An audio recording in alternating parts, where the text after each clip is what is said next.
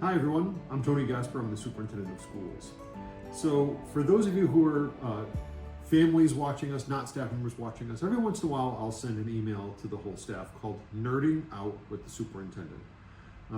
I've got this reputation that I really like to look at numbers, to look at data, and that really helps me gauge just how well we're doing as a school district. We look at all different kinds of data. So I thought we might do a video version of Nerding Out with the Superintendent, and we're going to invite the parents to join us this time too. So I'm really proud to say that thanks to a lot of hard work by everybody at the school level and the district level offices, our data is really starting to show a nice turnaround and nice improvement over the past 3 years. So we're going to show you some of those charts and graphs today. If you're not a nerding out person, I apologize in advance, but I think what you're going to see, I really hope changes the narrative for the better about our school district. We've been a school district that people have had really different kinds of opinions about for a long time, and I'm here to say that again, thanks to a lot of hard work from a lot of people, the data is moving in the right direction.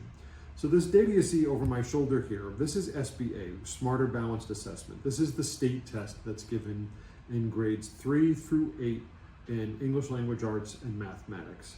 And if you take just a quick look, you'll see it's by grade, by test across the bottom. You'll see really nice positive movement in almost every test.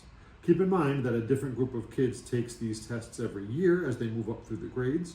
So that's how you need to look at the data. So it's not always going to be up, but if you look here, grade 3 ELA here in the first column, grade 3 math, grade 4 ELA, grade 5 math.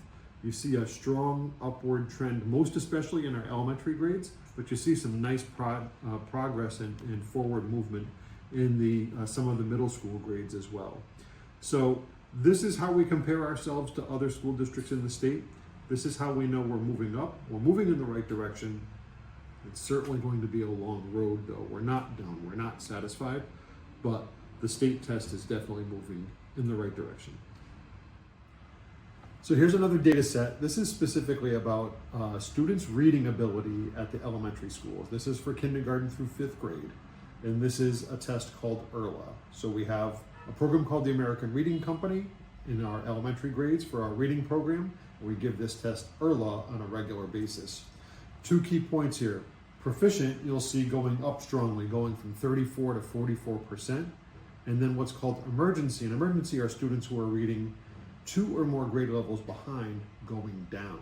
So both the proficient going up and emergency going down shows that more and more kids are reading on grade level. So this data is actually about our adults, the teachers in the classroom. So we measure how rigorous, how difficult classroom instruction is by something called DOK, depth of knowledge. And there's 4 levels, 1 through 4, with 4 being the most challenging. So what you're seeing in the chart here is how challenging is the instruction happening in the classroom.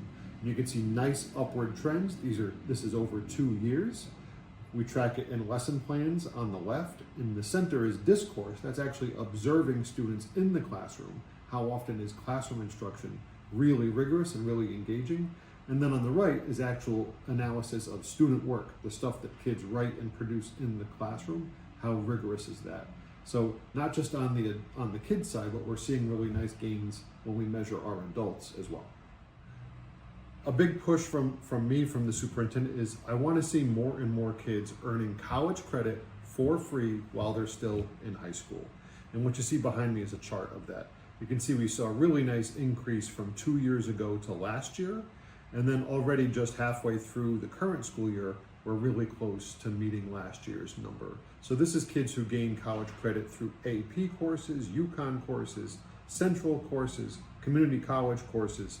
And we want to give kids that head start so they can really have some credits in their pocket when they arrive to college as freshmen. So this chart's about student attendance, specifically chronic absenteeism. And what you can see is all the way across all the different bars, absenteeism is down.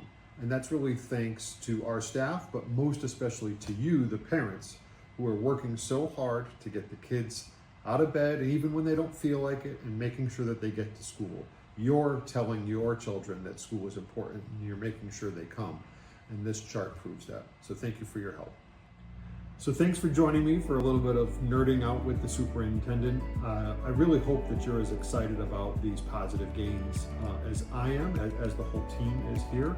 Again, I want to say thank you very, very much to everybody at the school level who's working so hard to make these things come true.